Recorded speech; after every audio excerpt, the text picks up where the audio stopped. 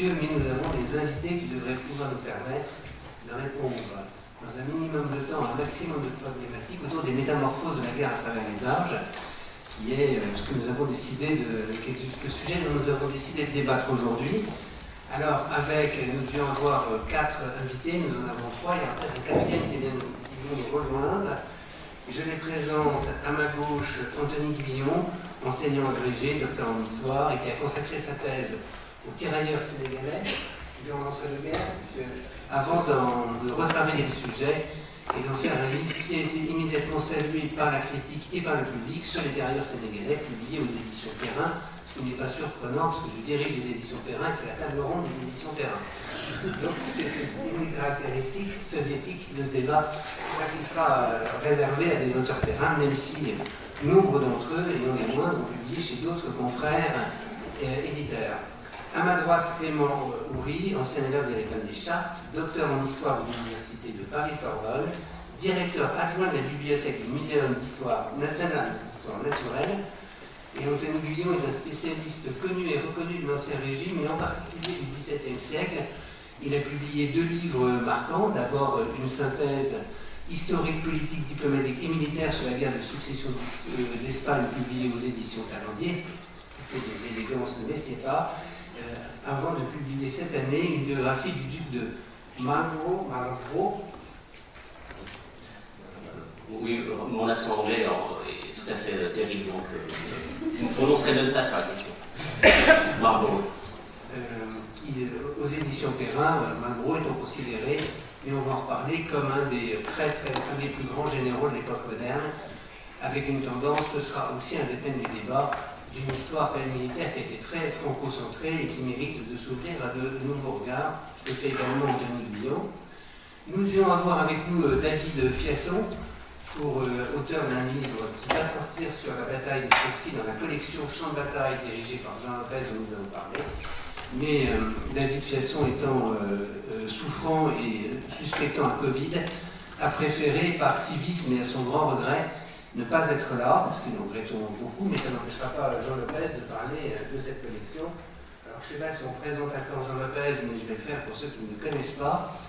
Jean Lopez est à l'art militaire et à l'histoire militaire, ce que Simone Berthière et Jean-Christian Petit-Fils sont à la biographie. Louis Madelin était à l'histoire du Premier Empire, c'est-à-dire une référence. Il le doit à sa triple casquette, qui est vraiment extrêmement rare, à la fois d'être directeur d'une rédaction, du prestigieux magazine Guerre et Histoire, qui est aujourd'hui le magazine d'histoire qui a noyé le lecteur le plus solide, avec le journal d'histoire.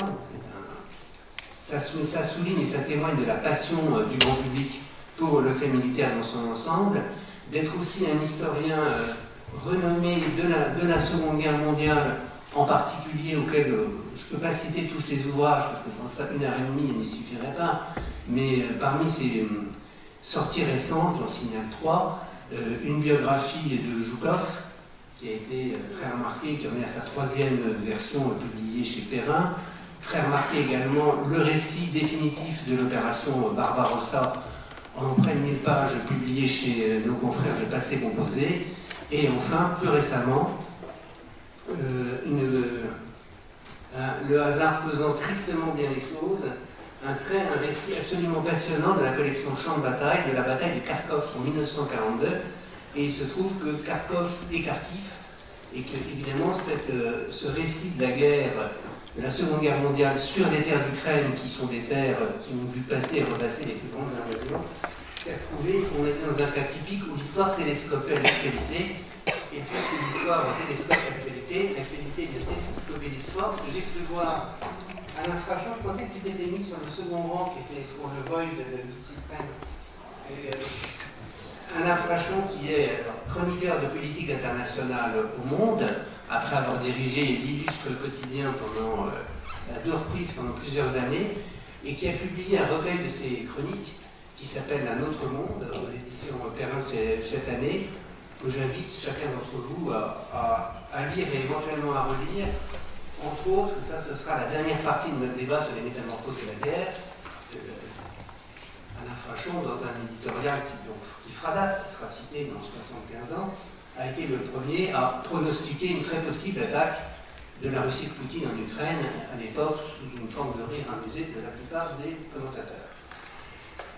Alors vous allez me dire, comment va-t-on voyager à travers 2000 ans d'histoire avec les 4 spécialistes? Et bien c'est le rôle du modérateur, d'être bref, ça commence mal, et de laisser parler ses invités. Je voudrais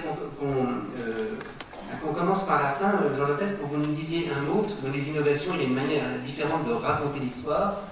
Et vous êtes non seulement journaliste et historien, mais aussi éditeur, à ce titre directeur du MOOC de la guerre, et cette nouvelle collection Champ de bataille, qui se veut une innovation de la manière de raconter et de comprendre la bataille. Puisque vous pouvez nous dire un mot en quelques minutes de votre collection, dont je montre le premier opus, Kharkov 1942, et dont va sortir le second opus, Crécy. Alors, quel est le pari? Alors, traditionnellement, l'histoire bataille avait des caractéristiques bien définies. Elle était en général écrite, presque toujours, écrite par des militaires, des officiers supérieurs la plupart du temps, et elle se destinait aussi en général et en priorité à des militaires. Elle était extrêmement centrée sur ce moment très particulier d'un conflit qu'on appelle la bataille, et elle adoptait toujours le point de vue du chef. C'est-à-dire qu'on était en haut de la colline et on voyait se déployer les armées. C'était une reconstruction complète du point de vue d'un état-major, et ça se réduisait en gros aux aspects tactiques. C'était comme si un architecte nous décrivait la construction d'un pont. C'était vraiment ce point de vue étroitement technicien, vu d'en haut et concentré sur la bataille et sur le jeu des armes au sein de la bataille. Alors ça donnait des choses qui pouvaient être très intéressantes, mais cette histoire bataille traditionnelle, elle a été très vite... alors elle a connu un petit regain après la Première Guerre mondiale, parce que tous les généraux se sont empressés de livrer des ouvrages sur Verdun, la Somme, la contre-offensive de la Marne, la poussée finale de Foch en 18, il y a eu pléthore là, et puis petit à petit c'est tombé, c'est un genre qui est tombé en désuétude, qui n'a pas vraiment repris après la Seconde Guerre mondiale, sauf sur quelques ouvrages sur les blindés qui étaient très spécifiques. Et cette histoire bataille, elle a été très vite décriée, enfin, les universitaires l'ont carrément ignorée, elle n'entrait pas pour eux, elle ne donnait rien, elle restait à la surface des choses, c'était une sorte d'écume qui ne pesait pas grand-chose finalement dans la narration d'une guerre. Et puis, on a vu se mettre en place très progressivement, d'abord dans les universités anglo-saxonnes, et même à la marge de ces universités, une nouvelle approche de l'histoire militaire. Alors, d'abord une approche qui était plus centrée exclusivement sur la bataille, mais sur le fait militaire en général, c'est-à-dire sur cette chose qu'on appelle une guerre, que je ne vais pas tenter de définir, parce que personne, curieusement, n'est vraiment parvenu à définir ce qu'est la guerre. Donc, le fait militaire comme quelque chose qui saisit toute une société, pas seulement les hommes, aussi les femmes, et même d'une certaine façon, évidemment, ça sur les enfants. Les enfants qui sont nés pendant les guerres ne sont pas tout à fait les mêmes que sont ceux qui sont nés avant, ceux qui sont nés après, pour des raisons biologiques, culturelles, etc. Donc on saisissait un fait global qui faisait intervenir la démographie, la technologie, l'économie, l'histoire, les mentalités. Et puis, à force de parler de la guerre, du fait militaire en général, on a oublié la bataille. On a laissé tomber ce qui avait été un peu démonétisé par l'approche purement militaire du 19e et du 1er 20e siècle. Et puis progressivement, on a vu s'installer, revenir, encore une fois du monde anglo-saxon, une nouvelle histoire bataille. Alors, une histoire bataille qui intégrait ce qu'il y avait de bien dans la première approche, celle des militaires, le champ, on examine ce qui se passe sur le champ de combat, et en intégrant un certain nombre de données venues de la deuxième histoire qui prenait le fait militaire comme un fait culturel global. Et ça a donné des percées tout à fait significatives, comme celle de John Keegan, qui Face of Battle, qui a tenté, lui, de renverser un des axiomes de l'histoire bataille traditionnelle, à savoir les raconter d'en haut. Lui, il a essayé de la raconter d'en bas. En histoire antique, David Hanson, à son tour, a pénétré dans ce créneau en essayant de comprendre qu'est-ce que c'était que le combat de la phalange dans la Grèce ancienne. Et alors lui, il s'est livré carrément, c'est une force de la nature, en plus, ce gars-là, il s'est livré véritablement à une sorte d'archéologie corporelle de la bataille en convoquant ses étudiants, et il a découvert que le combat de la phalange, c'était exactement ce qu'en disait Xénophon, c'est-à-dire une poussée massive, comme un mêlée de rugby, avec, à cause de la disposition du bouclier, une sorte de dérive permanente vers la droite. Donc on est rentré là tout à coup dans quelque chose de tout à fait nouveau, et on a repensé la position de l'hoplite, qui est le fantassin lourd de cette époque-là.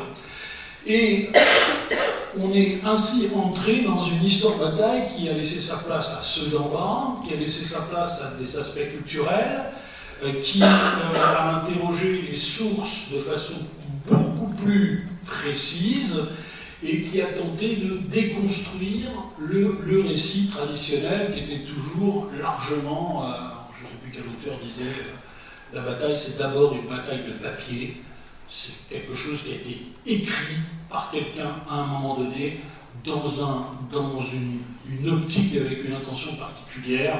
Donc on a déconstruit, comme beaucoup de choses, on a déconstruit la bataille.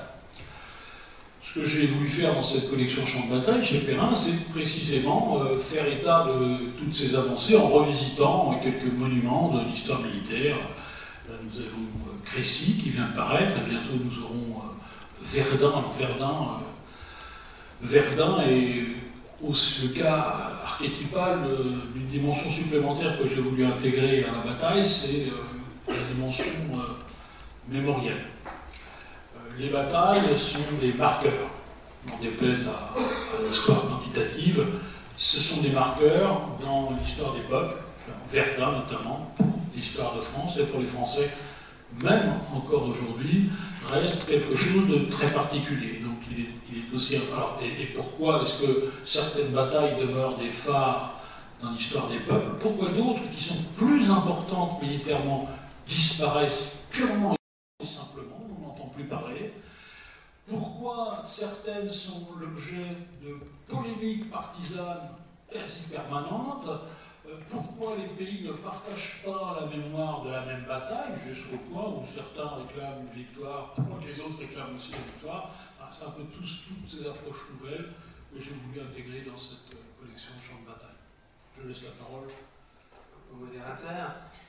Alors, après avoir présenté justement un peu l'originalité de l'approche et les nouvelles approches, on y reviendra à la fin, on va se livrer à un exercice, une sorte de pari, qui est de survoler l'histoire de la guerre en 30 minutes, puisque nous avons la chance d'avoir des spécialistes de périodes différentes. Vous avez évoqué la force herculéenne de la phalange, qui est la combinaison entre la puissance physique et un début d'organisation stratégique. Clément Houry, vous me disiez hier, lorsque nous préparions ce débat, si j'ai bien compris, du moins qu'on ne rendait pas assez suffisamment justice aux guerres de Louis XIV comme ayant été les premières guerres véritablement nationales et n'étant pas seulement une sorte d'exercice dans l'imaginaire collectif figé, panache, chevaux, pré-guerre en dentelle, tout ça est très gentil, peu de pertes. Il me dit non, c'est pas du tout ça. Avec Louis XIV, on arrive déjà à l'antichambre, ce que nous connaissons maintenant, et je voudrais que vous développiez un petit peu ce point en vous appuyant sur votre remarquable biographie, qui est aussi originale parce qu'elle montre ce qui passe dans le camp d'en face. Effectivement, et c'est là où on voit à quel point le discours qu'on peut avoir sur un conflit oriente la mémoire de ce conflit. Si on regarde du point de vue des effectifs, effectivement, les guerres de Louis XIV ont déjà des effectifs extrêmement importants, en proportion aussi importante que les guerres de la Révolution, mais comme il n'y a pas le même discours sur la nation en armes, cette idée de guerre de masse a été complètement perdue. Donc pour repositionner, le règne de Louis XIV est évidemment très long. Il commence par la guerre de 30 ans et la guerre contre l'Espagne, avec des effectifs relativement limités. Bon, une bataille aurait mis 30-40 000 hommes. Et ensuite, au fur et à mesure que la France devient plus puissante et qu'elle étend sa volonté de domination, Louis XIV va arriver à faire augmenter de façon drastique la taille de ses armées. On arrive jusqu'à 400 000 hommes sous les drapeaux dans les 2 dernières guerres du règne de Louis XIV. Et au début, ça lui permet de remporter les victoires que l'on connaît, mais évidemment, ensuite, toute l'Europe suit cette même logique et on arrive à pendant la période de succession d'Espagne sur laquelle j'ai travaillé, à une situation d'équilibre, ce qui fait qu'effectivement, toute l'Europe se bat avec des effectifs très importants. Par exemple, la bataille de Malplaquet, qui est la plus sanglante bataille de cette période, c'est 160 000 hommes au total, de part et d'autre. Donc c'est des effectifs qui sont comparables à Austerlitz. En termes de pertes, c'est 40 000 hommes à peu près, donc c'est beaucoup plus qu'Austerlitz, et c'est presque autant que Waterloo. En termes de... Donc voilà, il y a énormément d'effectifs, mais ce qui explique cette massification des effectifs, c'est parce qu'on va mobiliser toute la population aussi. Sous Louis XIV, on invente la milice, qui est une forme de conscription, très schématiquement, et donc les gens sont tirés au sort ou désignés, donc il n'y a pas seulement des enrôlements volontaires, et on arrive à presque 3% de la population totale qui est mobilisée pour un conflit. Donc voilà, si on considère que, évidemment, on ne mobilise que les hommes et que bien sûr que les hommes ne combattent pas, on a près d'un homme sur 10 ou un homme sur 15 qui se retrouve à un moment sous les drapeaux pour la société française. Est-ce que ça c'est une question qui peut être tout le monde, donc la guerre, est-ce que la guerre ça résume l'État et la croissance de l'État?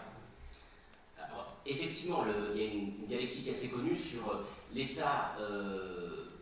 La guerre fait croître l'État et l'État augmente son emprise pour faire la guerre. Ça, c'est quelque chose qu'on voit en France au moins à partir de Richelieu. En fait, c'est quand, dans les années 1630, Richelieu dit à Louis XIII, voilà, on a 2 solutions. Soit on se lance dans une réforme intérieure du royaume, et donc on essaye d'alléger les impôts, de relancer l'économie, mais nous allons être encerclés par l'Espagne. À l'époque, en Espagne, ils sont en Italie, ils sont dans l'actuelle Belgique, donc effectivement, ils ont la Franche-Comté, donc ils enserrent complètement le royaume. Et donc nous devenons une puissance mineure, un peu vassale de l'Espagne, mais bon. Ou alors, on fait la guerre, et on y consacre toutes nos ressources, et il faut abandonner tout règlement du royaume. Et donc le choix de Louis XIII, c'est effectivement de se lancer dans le conflit, ce qui suppose d'augmenter énormément les impôts et de vivre d'expédients. Et en fait, cette logique de vie d'expédients, et donc on multiplie l'administration pour avoir un poids fiscal plus important sur la société, va amener justement cette énorme croissance à la fois des ressources de l'État, mais aussi des effectifs,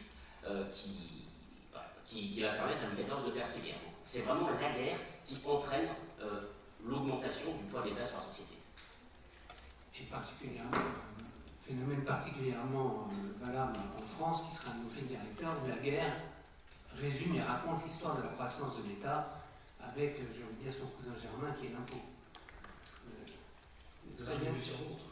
Voilà, l'un sur l'autre, c'est très bien montré dans l'ouvrage de Bertrand de Jouvenel qui s'appelle Du pouvoir, un livre assez formidable sur la croissance parallèle de l'impôt et de la guerre comme formateur de l'État français. C'est pas forcément le cas, je vais faire un petit avec un Frachon des États-Unis, qui est un État qui ne se bâtit pas sur la guerre à l'origine, sauf la guerre d'indépendance,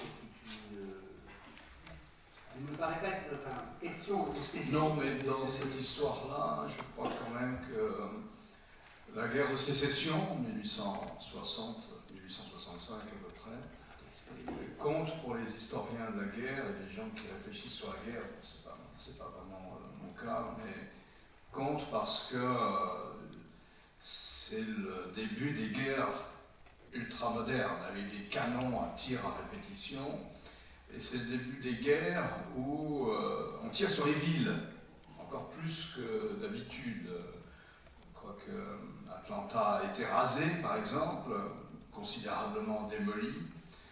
Et donc je pense qu'aux États-Unis, malgré tout, en dehors du poids de la guerre de sécession sur la vie politique américaine, qui se fait toujours sentir d'une certaine manière, notamment dans le sud historique, celui qui a voulu faire sécession.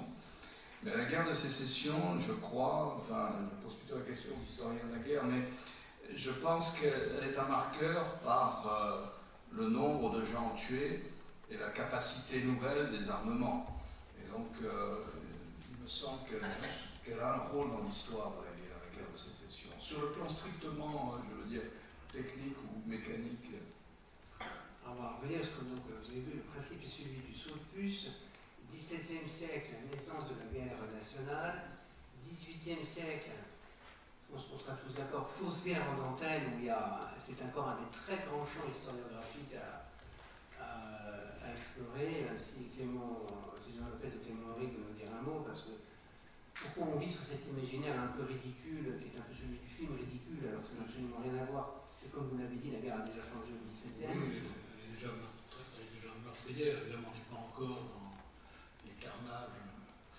Clément disait que sous Louis XIV, c'était déjà notable, 3% de la population masculine.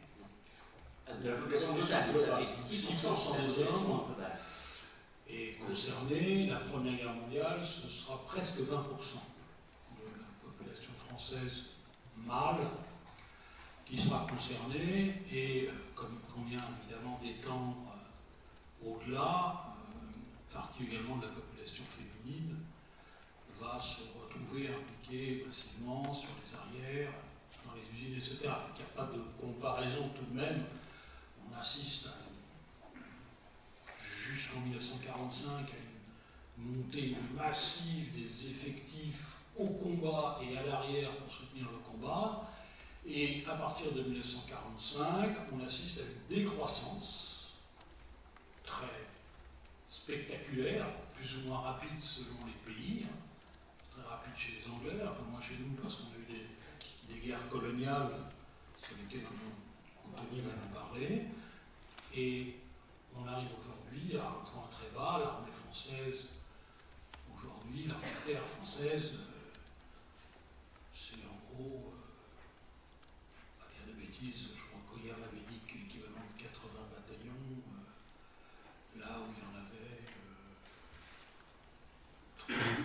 400 ou 1915. Et pareil pour l'armée la plus pléthorique en Europe, l'armée soviétique, qui est passée entre le moment où l'Union soviétique s'effondre en 1995, l'armée de terre était à 3,5 millions d'hommes.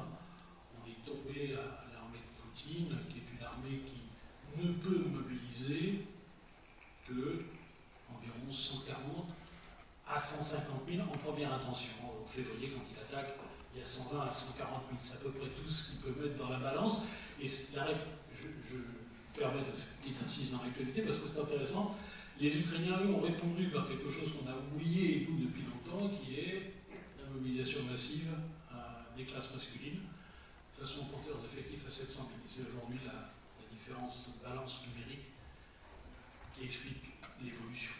Vraiment la croissance passive des effectifs jusqu'en 1945, décroissance jusqu'à un niveau historiquement très bas, avec tous les débats, notamment en France, sur faut-il reconstituer certains régiments, etc. Faut-il, à l'éternel serpent de mer, faut-il revenir à un service militaire diffus, réduit, faut-il faire signer massivement des contrats de réserve, etc. Bref, on se rend compte qu'à nouveau, la guerre a besoin d'effectifs, alors qu'on vivait sur l'idée qu'elle n'avait finalement besoin que de quelques troupes de choc extrêmement professionnelles, capables de frappe chirurgicale, et que, grosso modo, ça ne concernait pas trop la masse de la population. Là, c'est cette espèce de paradigme qui s'est installé, surtout après la chute de l'URSS, qui est en train de se déliter sous nos yeux. Je réenclenche la marche arrière pour revenir à une autre rupture qui est, à mon avis, alors, vraie ou fausse rupture, bien sûr, c'est une question qui est collective. Vous avez dirigé un collectif qui s'appelle Les Mythes de la Grande Armée, avec Thierry Lenz, directeur de la Fondation Napoléon. Vous avez des raisons d'insister, c'est pour ça qu'on l'a fait, c'est que nos curseurs ne sont pas forcément bons quand on aborde l'histoire de la guerre. Qui sait que l'artillerie, l'emploi de l'artillerie date véritablement du Moyen-Âge? Qui sait que les armées de masse datent de Louis XIV? Napoléon, qu'est-ce qu'il apporte? Et parce que la mobilisation de masse, la première, avec des bémols d'ailleurs, c'est la Révolution française.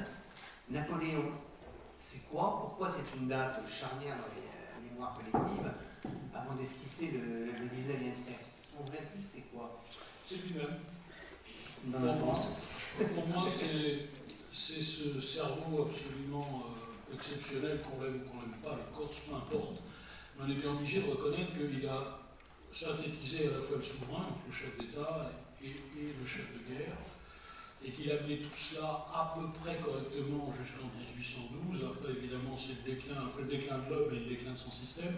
Il a hérité d'un outil de la Révolution, qui elle-même avait hérité de l'ancien régime des armements. La colonne est une invention de l'ancien régime, c'est pas du tout une invention de la Révolution de Carnot, elle a été systématisée par la Révolution. Ce que Bonaparte puis Napoléon amènent, c'est peut-être évidemment l'organisation du corps. Ça, c'est l'organisation du corps et la structure interarmes. C'est-à-dire qu'il insiste beaucoup sur le fait que l'infanterie, l'artillerie, la cavalerie doivent absolument combattre ensemble. C'est cette gestion du temps et de l'espace qui caractérise Bonaparte. J'ai même lu avec intérêt dans le Wellington de Clément Houry, dans le Marlborough de Clément Houry, qu'un des points forts de Marlborough, c'est cette capacité à faire converger et à préparer en fait la bataille par une campagne. C'est-à-dire qu'il prend beaucoup de soin à faire circuler ses armées de façon à surgir là où on ne l'attend pas. C'est un peu la préfiguration de ce qui a fait le bonheur de Napoléon, cette capacité à faire circuler sur des itinéraires différents et à prévoir. Il a aussi innové dans le domaine de la logistique, et n'oublions pas Berthier, évidemment, et la création d'un premier état-major qui est, ce ne sera pas le grand état-major prussien, ce n'est pas tout à fait encore aussi abouti, notamment la planification. C'est un outil de gestion, assez complet qui permet à l'empereur, au premier consul, puis à l'empereur, d'anticiper un certain nombre de manœuvres. Mais vous voyez, là-dedans, il n'y a rien de... Il n'est pas dépositaire de nouvelles armes fantastiques non, il synthétise tout un tas d'acquis, c'est le dernier des classiques pour moi en quelque sorte, mais il le fait d'une façon époustouflante. La preuve qu'il ne détient aucun secret, c'est que dès que ses adversaires vont comprendre son système, ils vont immédiatement se hisser à son niveau. En 1813, 1814, 1815, il n'est plus le roi du champ de bataille, malgré quelques fulgurances. Il reste un très grand... Napoléon Bonaparte puis Napoléon restent des très grands combattants de proximité. Les deux plus grandes campagnes de Bonaparte, c'est la campagne d'Italie de 1796-97 et Napoléon, c'est la campagne de France de 1814, qui ont un point commun, c'est un champ d'opération relativement petit et des masses de manœuvre de 50 à 60 000 hommes. Napoléon, qu'on pense gros, en fait est très bon dans le petit et dans l'orchestration de la guerre à taille humaine, ce qui renforce notre conviction que c'est le dernier des classiques.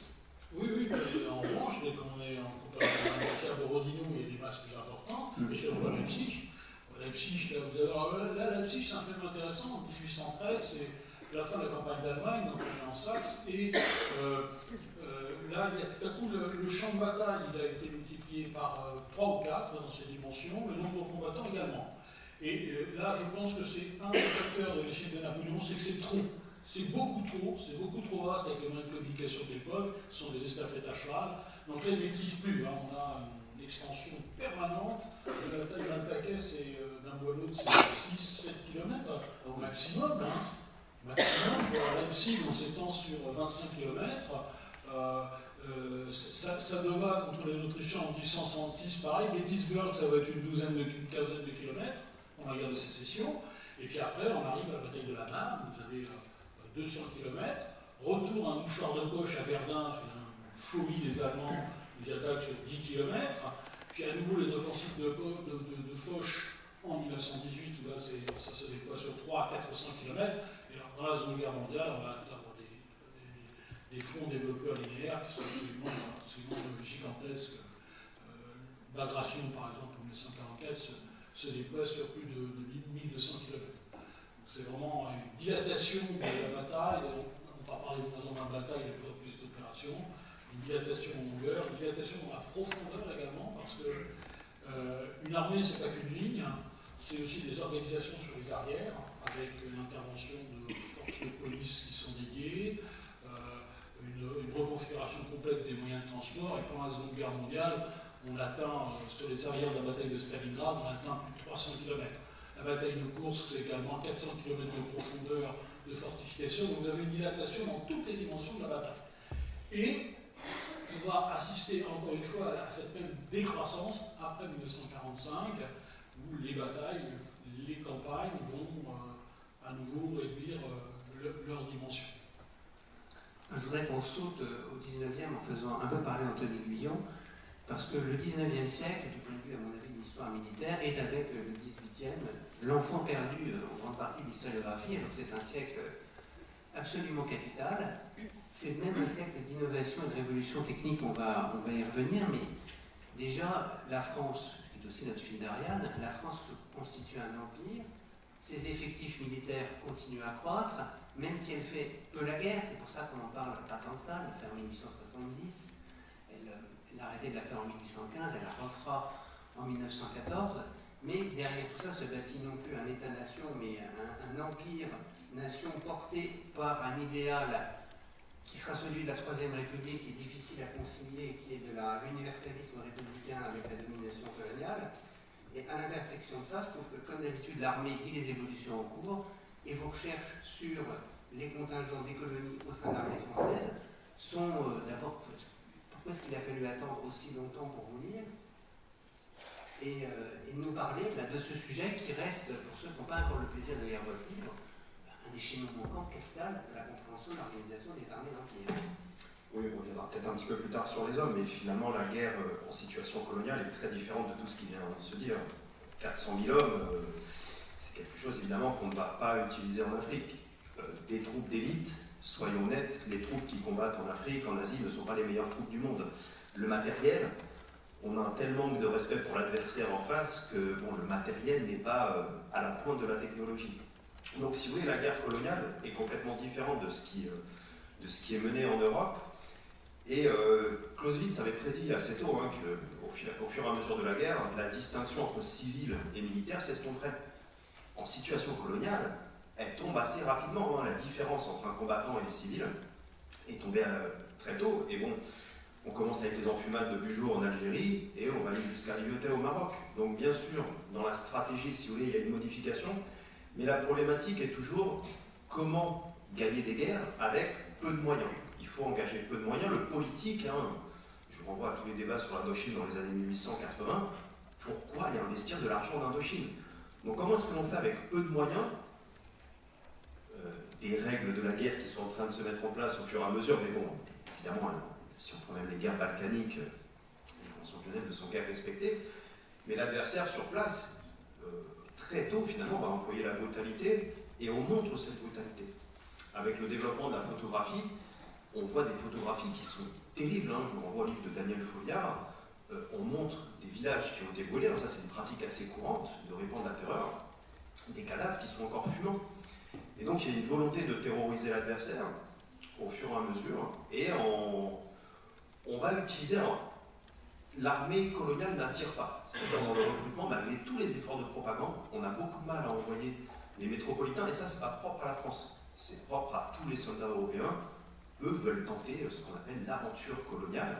Donc au fur et à mesure, si vous voulez, les contingents coloniaux, mais évidemment on parle des tirailleurs sénégalais, mais la problématique elle est encore plus importante avec les Indiens pour les Britanniques, ce qui va emmener des contingents tellement importants avec la révolte de 1850. Donc finalement on se rabat sur les effectifs locaux, et il est vrai qu'au fur et à mesure on va penser une sorte de hiérarchie entre les Indochinois, les Malgaches, les Maghrébins, les Africains, et même au sein des Africains, il y a une hiérarchie ethnique. Alors, on parle souvent de race guerrière, par exemple, et l'argument est très pragmatique. Aller recruter chez les Peuls, c'est très compliqué. C'est s'opposer à des révoltes systématiques. Bon, les Peuls, on va en faire des combattants de piètre qualité. Et on va plutôt valoriser les tout-couleurs, les Bambara.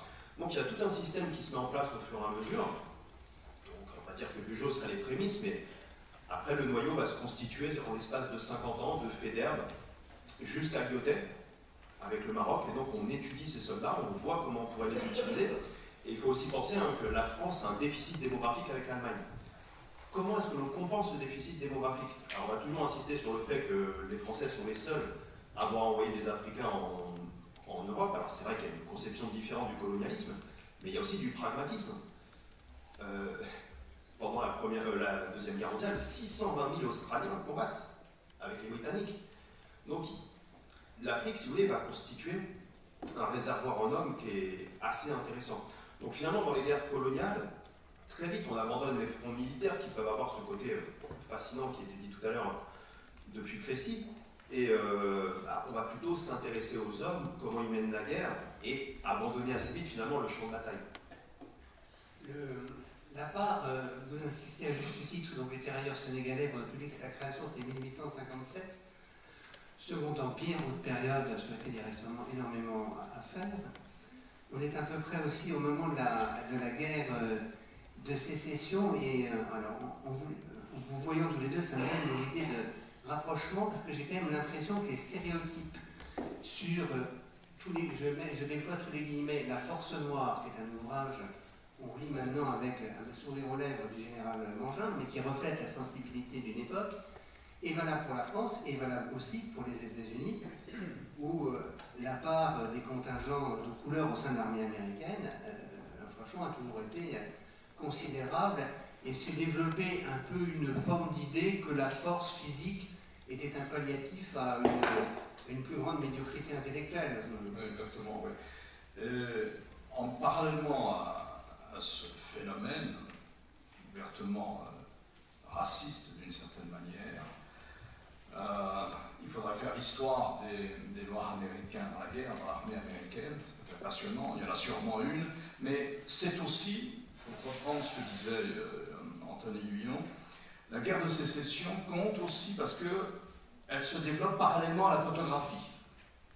Et pour la première fois, arrivent, peut-être pas exactement la première fois, mais arrivent et sont vues par la population des photos du champ de bataille au mètre carré, le face-à-face, ou juste après le bombardement, et des champs de bataille de massacres collectifs. C'est-à-dire qu'on voit, pour la première fois, c'est pas de la peinture, c'est pas du sketch au dessin, ce sont des photos de dizaines de milliers de cadavres après la bataille. Et je dirais que je fais un saut. Moi, je ne suis pas du tout un spécialiste de la guerre, mais en revanche, la représentation de la guerre et le rôle que la représentation de la guerre joue aussi dans la guerre, ça, je m'y suis intéressé. Enfin, même inconsciemment, je m'y suis intéressé. Et donc, je pense que la photo joue un rôle et qu'on est dans une nouvelle étape. Ce ne sont plus des photographes de l'armée ou des cinéastes de l'armée. Il y en a eu d'extraordinaires en France, je pense à Pierre Schoendoerffer et à la guerre d'Indochine. Ce sont les soldats qui filment la guerre aujourd'hui. Et ça m'a frappé dans l'histoire de la nouvelle bataille de Kharkiv, par exemple. Ce qui me frappe, c'est qu'il est impossible pour l'état-major d'interdire à un jeune homme de 18 ans qui est enrôlé, qui est mobilisé, de lui interdire son portable. Les Russes ont été au champ de bataille en février, fin février, les conducteurs de chars, les tireurs, avec leur portable. Ils ont pris des photos, ils ont parlé entre eux, sans circuit protégé. Et donc, voilà, arrive sur le champ de bataille cet objet qui devient de plus en plus indissociable de nos vies privées et publiques, qu'est le téléphone portable. Et à la guerre de sécession arrivent les photos qui vous donnent physiquement le sentiment de la masse qui est tuée. C'est presque l'odeur par moment aussi de la guerre. Jean Lopez, vous êtes d'accord, la guerre de sécession, conflit charnière et matriciel qui nous projette vers la barbarie et les barbaries du XXe siècle? Alors, je mettrais quand même des petits bémols sur les photos de la guerre de sécession. Nous avons, aujourd'hui, presque toutes les photos visibles. Pour moi, la question historique, c'est qu'est-ce qui a été publié à l'époque? Il y a un auteur américain qui s'est intéressé à la question et qui a montré que, en fait, ce qu'on a montré, c'est comme les photos de la guerre de Crimée, on a montré un champ de bataille un peu vide, un peu propre. Au début, on ne montre pas les cadavres. D'ailleurs, c'est un véritable débat au sein des armées françaises. La grande boucherie chez nous, c'est comme la guerre de 14. Les guerres de 14, les images qu'ont vu nos grands-parents et nos arrière-grands-parents, elles sont proprettes. S'il y a un cadavre, il faut que ce soit un Prussien. Mais les cadavres des siens, on ne les montre pas. Donc sur la guerre, effectivement, il y a des photos épouvantables de carnage dans les tranchées à Gettysburg qui sont absolument effroyables. Je pense qu'à l'époque, personne ne les a vues. Elles ont été prises, elles ont été tirées, le photographe les a vues, mais elles n'ont pas été, à mon avis, diffusées. Et c'est un des enjeux des guerres aujourd'hui, et c'est pour ça qu'effectivement, le portable va un peu transcendre totalement les choses en Ukraine, c'est que les armées, depuis 1914, les armées s'efforcent de monopoliser la prise d'image. Le premier pool de correspondants de guerre, dans lequel il y aura Londres d'ailleurs, et je crois en 1915, c'est le premier pool qui est autorisé par l'armée à circuler sur les arrières du front, à interroger les soldats dans les unités qui sont choisies, et les photos, alors très vite on va dire non, pas de photographe privé, on va créer le CPAD qui va monopoliser la photo et diffuser les photos. Je ne sais pas si vous vous souvenez, pendant la guerre du Golfe, la guerre de 1991 contre l'Irak au Koweït et celle de 2003 contre l'Irak, l'armée américaine, après le désastre médiatique du Vietnam, avait réussi à imposer une mainmise quasiment totale sur la photographie de guerre. Aujourd'hui, c'est plus le cas. Et Alain a parfaitement raison de souligner que ça pose un véritable problème. Alors, pour ces tantistes russes à Kharkov, ça posait deux problèmes. La première, c'est que le premier problème, c'est qu'ils étaient repérés. Donc ça, évidemment, ça donnait, puisque rien n'était crypté, les Ukrainiens entendaient et lisaient, les Américains leur ont donné tout ce qu'il faut pour ça, entendaient et vraiment en temps réel, pouvaient situer les gars, il y avait des problèmes. On savait par exemple, les massacres de Boucha, ils étaient connus avant. Ils étaient connus avant parce que les photos ont circulé. Et que ces photos ont été exactes. Aujourd'hui, tout le monde part avec son portable. C'est vrai parce que le portable, il joue aussi un rôle militaire. Le portable, il permet d'appeler dans une situation difficile un supérieur, de venir donner un coup de main. Normalement, il devrait crypter. Et même du côté ukrainien, ils ne sont pas tous cryptés. Hein. En plus, il y a un truc très important, c'est le moral du soldat. Il y a un truc qui a circulé dans l'armée américaine parce qu'il y a un vrai problème qui s'est posé. Est-ce qu'il faut permettre aux soldats d'appeler sa famille quand ça ne va pas?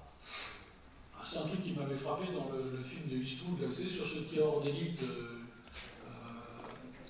des imbéciles, il est en pleine bataille à Bagdad, il est sur un mur et il appelle sa femme aux États-Unis.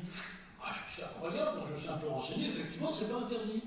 Alors, ça a été fait pour des raisons de soutien moral. Et que là, quand le type il sent que ça va plus, il va craquer, mais il appelle sa femme, par ses gosses. Ça, c'est un aspect tout nouveau. Mais du coup, il prend plein de photos. Et ce flux de photos, on l'a vu aussi à la prison de Ghraib en Irak, ces photos, elles n'auraient jamais dû sortir. Autrefois, elles ne seraient pas sorties. Donc là aussi, quand on dit que la guerre, finalement, elle est plus cruelle, est-ce que c'est pas aussi du fait qu'on voit plus la cruauté à l'œuvre que l'époque de Louis XIV, où finalement, on était rendu à quelques récits, notamment celui un peu plus tardif, celui de Voltaire, Quand on commence la peinture sur le champ de bataille? Très tôt. Oui, d'ailleurs, les peintures, enfin, au XVIIe siècle, on a énormément de représentations des batailles qui circulent. En fait, il y a plusieurs genres qui sont assez codifiés. Et donc, il y a effectivement le grand tableau de bataille où là, on ne montre pas de mort, ou alors, très, très discrètement, pour montrer qu'il y a quand même une bataille. On se souvient de Van der Meulen et des grands tableaux à la gloire de Louis XIV, mais il y a aussi d'autres types de peintures qui sont souvent d'ailleurs déclinées en gravure, et les gravures en fait c'est quelque chose qui circule très bien, qui ne coûte pas très cher en fait.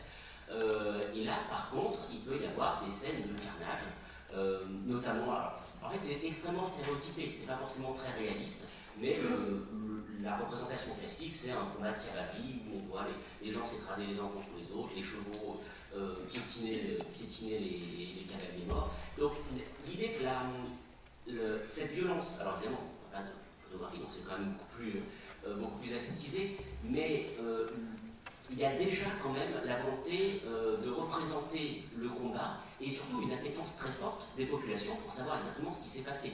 C'est-à-dire qu'il y a à la fois donc, la représentation Donc voilà, il y a trois grands types. Hein. Il y a le chef de guerre qu'on a gesté sur son cheval qui se cadre, la scène de bataille extrêmement violente, et ce qui se diffuse aussi beaucoup, c'est les plans. Et ça intéresse beaucoup de monde de savoir exactement qu'est-ce qui s'est passé à Benal, qu'est-ce qui s'est passé à la plaquette. Et c'est aussi un élément de propagande. Les plans de la bataille de Benal sont, donc la bataille de Benal, ceux qui ne connaissent pas, c'est l'une des grandes victoires de Marlborough. En fait, ces plans-là sont imprimés dans la maison même de Marlborough, et ils sont diffusés à Londres pour servir la propagande du général. Je reviens un instant sur votre livre passionnant justement sur les tirailleurs sénégalais au combat. Leur grand-maman, c'est la Première Guerre mondiale. La force coloniale de la Première Guerre mondiale. Il faut lire ce livre. Hein. Vous verrez que les tirailleurs sénégalais sont généralement pas tirailleurs et assez rarement sénégalais. Donc alors c'est vrai que c'est le moment qui ressort le plus dans les sources. Maintenant, pour moi, si vous voulez, le grand tournant, c'est la campagne du Maroc qui s'ouvre en 1908, puisque l'idée de Mangin, donc son livre est de 1910, mais ça fait une dizaine d'années que ces idées circulent, c'est-à-dire amener les soldats coloniaux sur le front européen. Il faut bien voir que pour tous les Européens, il y a une rupture entre les hommes d'Afrique subsaharienne et les Indiens. Ce n'est pas la même chose.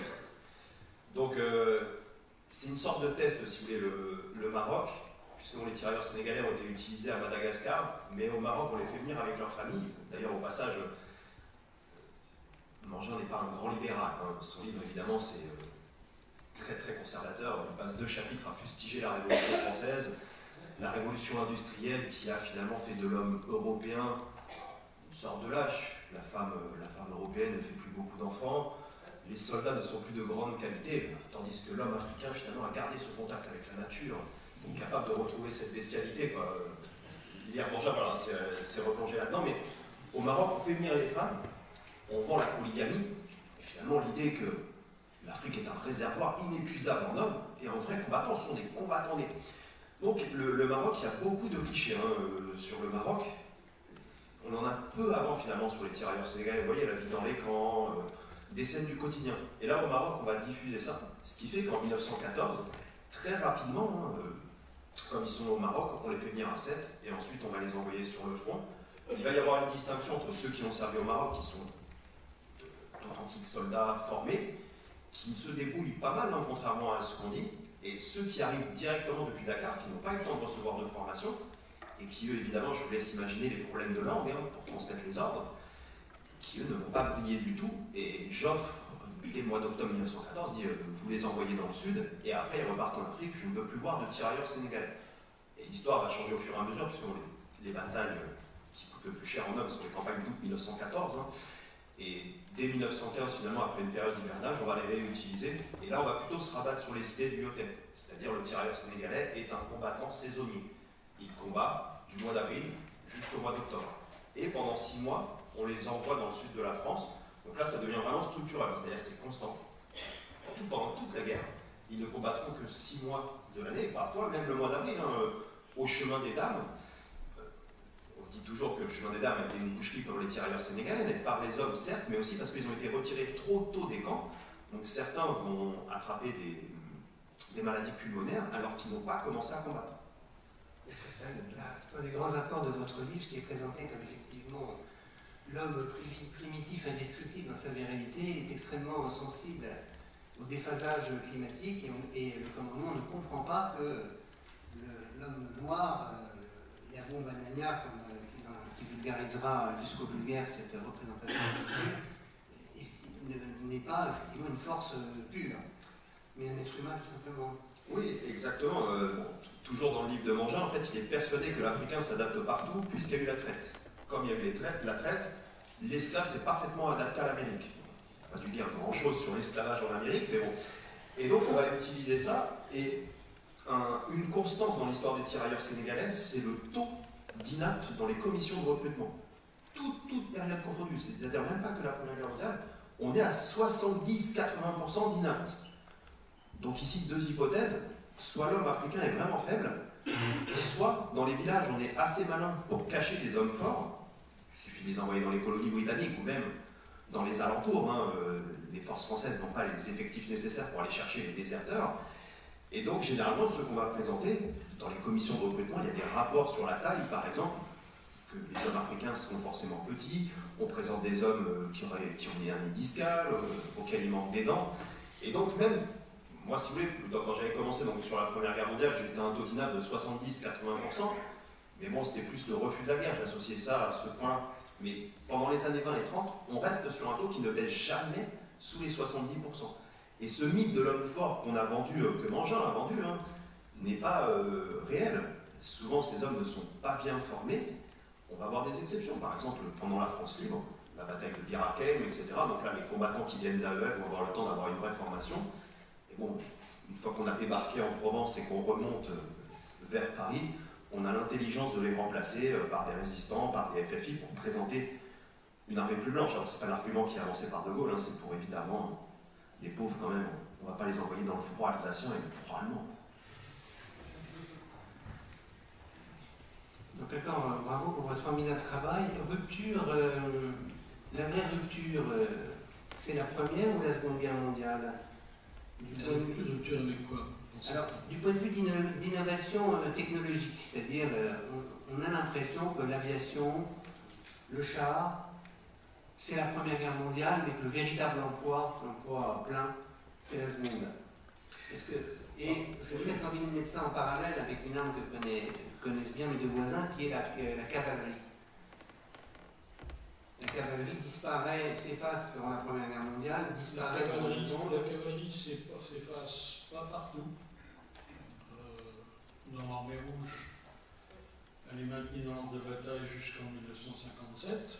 Donc après l'adoption des armes nucléaires. Et dans l'armée de Staline, donc entre 1941 et 1945, il y a encore 1,5 million de chevaux, environ 6 corps de cavalerie de la garde, donc pas partout. Et on verra des cavaliers encore dans certaines guerres coloniales. Les Italiens, par exemple, en 1935-36, en Abyssinie. Mais c'est vrai que c'est une arme qui est sur le déclin massif à partir de 1914, une fois passé les premiers mois de la guerre de mouvement. Nos régiments, nos divisions de cavalerie, les Uhlans de l'autre côté, n'auront plus d'emploi, on va les démonter, on va les mettre à pied, et ils vont combattre, faute de mouvement, s'adapter à la guerre de tranchées, bien sûr. Alors, est-ce que le char et l'avion sont une rupture? Alors, en 14-18, l'avion, il est essentiellement au service de l'artillerie. Hein. On règle, moyen d'observation, on règle l'artillerie, puis très vite, comme on veut aveugler les artilleurs en face, on va inventer la chasse. Les Français ont du mal d'ailleurs à accepter cette idée, pour balayer le ciel ennemi et garder la source d'information visuelle pour soi. L'aviation n'a pas un rôle majeur en 14-18, les chars en ont un dans la toute dernière partie de la guerre, hein, notamment les petits chars Renault français, la FT-17, qui vont permettre aux poilus de s'abriter pendant la progression et d'aller un petit peu plus vite. Mais fondamentalement, c'est pas déterminant. Voilà, dans les grandes masses d'avions et chars, c'est la seconde Guerre mondiale. On connaît tous plus ou moins ça, ne serait-ce que par le cinéma. Ce sont des déploiements absolument monstrueux. Les soviétiques ont déployé plus de 170 000 chars pendant la Seconde Guerre mondiale, ils en ont perdu 110 000. Les Américains ont eu des flottes aériennes qui sont montées jusqu'à 40-50 000 appareils qui dévoraient des carburants absolument invraisemblables. Donc là, effectivement, on voit apparaître les grandes chevauchées mécaniques à l'allemande, on voit apparaître les bombardements de masse sur l'Allemagne et le Japon, mais à chaque fois, il y a une sorte de déception de la part de ceux qui avaient tendance à penser qu'on avait l'arme miracle. Le char, on a longtemps pensé qu'il était l'arme miracle. Alors on envoyait souvent par gros paquets tout seul, hein, c'est nos divisions de de réserve en 1940, massacrées. Ce sont les gros corps mécanisés de Staline en 1941, massacrés. Ce sont les déboires de la 8e armée britannique en Libye, qui envoie ses régiments et ses brigades blindées tout seuls, sans appui, avec peu d'appui, massacrés. On se rend compte que le char, finalement, ne peut fonctionner, ne donne son nom quand il est employé au sein d'un système interarmes, c'est-à-dire avec une infanterie portée, une aviation aussi rapide que lui. Même chose pour l'avion, à la suite des théories du général italien Douai, les Allemands, les Américains, les Britanniques surtout, les bombers Harris, ont pensé que ça suffisait pour réduire complètement l'adversaire. D'ailleurs aujourd'hui, l'US Air Force vit encore, on l'a vu en 2003 en Irak, vient encore sur cette idée que l'aviation, ça suffit à régler. Mais tout ça, c'est faux. Il n'y a pas d'arme décisive à elle seule. C'est un ensemble, véritablement, interarmes, qui doit fonctionner. Aucune arme toute seule ne peut donner la victoire. Ça n'existe pas. Et certainement pas l'arme nucléaire, puisque nous savons qu'elle détruit toute espèce de victoire et ne peut assurer qu'une défaite finale. Donc je mettrai des bémols. C'est vrai que ça a modifié les formes de la guerre, mais comme disait Claude Suite, la guerre est un perméléon, elle change sans arrêt de forme. Pour ça que c'est impossible, très compliqué de faire une typologie des guerres, parce qu'il y a toujours un élément qui va bouger. Si ce n'est pas en termes de matériel, ça va être en termes de formation des hommes, de doctrine de combat, de réflexion stratégique, d'art opérationnel, et aujourd'hui, on le voit, de cybernétique et de moyens de cryptage. Voilà toute une grande supériorité de l'Ukraine, c'est qu'elle bénéficie par exemple des moyens d'observation phénoménaux de l'Amérique, qui connaît le déploiement de l'armée russe, finalement peut-être mieux que le ministre de la Défense lui-même, et même certainement. Ça, c'est une nouvelle dimension, mais ça non plus, ça ne sera pas décisif. Il faut une armée qui se contenterait de savoir ce que fait l'adversaire et d'écouter ses armes. Qu'est-ce qu'elle ferait de plus si elle n'a pas un outil capable de vaincre sur le champ de bataille?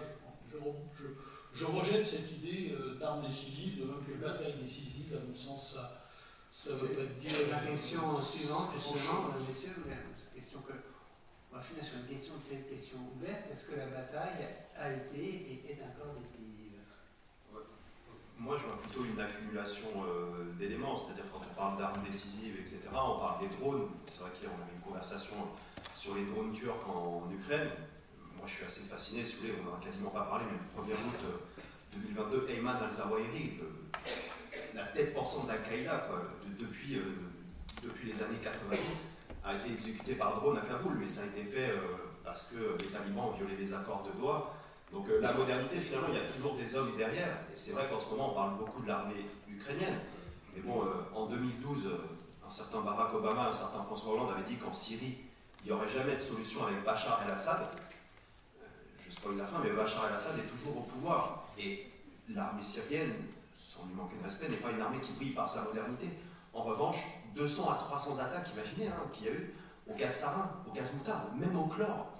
Donc c'est vrai que l'aspect décisif, finalement, je pense que ça dépend du contexte, ça dépend aussi de la médiatisation, des aides qui sont apportées. Et donc, on parle beaucoup ces derniers jours de l'armée ukrainienne, mais il y a plein d'autres méthodes. Daesh a voulu s'implanter dans le nord du Mozambique. Bon, ils décapitent, ils démembrent, et on reste sur des moyens que je ne qualifierais pas d'archaïques. Mais bon, la modernité ne va pas rentrer en compte. Donc c'est vrai que ce qui était dit, la bataille décisive, c'est peut-être, finalement, on revient sur l'ouverture de Jean Lopez, de la façon dont on pensait l'histoire militaire au début, et maintenant, on montre beaucoup plus d'épaisseur. Alain Frachon. On parlait de la guerre comme un caméléon, c'est-à-dire qu'elle ne cesse de changer de forme, mais on voit bien que la guerre est un flux. Il faut faire attention à ça. Ça ne sert à rien d'affiger à un moment, comme on est peut-être en train de le faire d'ailleurs, sur le champ de bataille entre la Russie et l'Ukraine. Alors on a l'impression qu'on fige ça sur une victoire conventionnelle des Ukrainiens. Les Ukrainiens ont repris du terrain, ont gagné, mais la guerre est un flux. On ne sait pas trop ce que va donner la mobilisation. Enfin, Jean Lopez serait plus compétent que moi pour en parler, mais on ne sait pas. Et j'aime bien l'expression qu'ont les militaires eux-mêmes parlent du brouillard de la guerre. Dans le brouillard de la guerre, il faut être très prudent. Mais ce que je vois bien, c'est cette idée de flux. Il y a des techniques qui ont marché. Là, les Syriens, plus les Russes, plus le Hezbollah, ont appliqué systématiquement dans les villes où l'opposition à la majorité islamiste au régime de Bachar al-Assad s'était installée, ont appliqué deux types de bombardements. Des bombardements classiques, ça c'était la plupart du temps les Russes, et des bombardements plus rustiques, qui consistait à faire fuir la population des villes et à isoler les combattants islamistes, ou bien leur proposer une porte de sortie, ne jamais les laisser totalement coincés, leur proposer une porte de sortie pour pouvoir regagner la ville. Et ça s'est passé à peu près comme ça, et finalement, un des éléments, je ne dis pas qui a été décisif, parce que je retiens bien cette idée que, au fond, aucune arme n'est décisive, ou alors elle ne l'est que momentanément, à un moment T du champ de bataille, mais il y a eu une arme quand même qui a compté dans cette stratégie. Ça a été une arme peut-être plus de terreur sur la population civile qu'une arme consistant à se battre contre d'autres combattants, c'est le bidon de nitrate d'ammonium. Donc le nitrate d'ammonium était à Beyrouth, sur le port, et c'est le restant qui a sauté, le 4 août il y a 2 ans, mais des norias de camions la nuit allaient chercher les explosifs, on les mettait dans des sortes de bidons, et c'était la plupart du temps, me semble-t-il, des hélicoptères qui les lâchaient sur la population civile. Il ne s'agissait pas de combattre Al-Qaïda ou Daesh plus tard avec ça. Mais il s'agissait de dissocier la population civile de l'opposition armée. Donc, ponctuellement, je pense que cette terreur des bidons, elle a joué un rôle, mais elle a joué un rôle ponctuellement. Si je cherche, je ne dirais pas que ça a été déterminant, mais je sais que ça a joué un rôle. Juste sur la terreur, je pense que tout le monde peut-être nous dire quelque chose de la terreur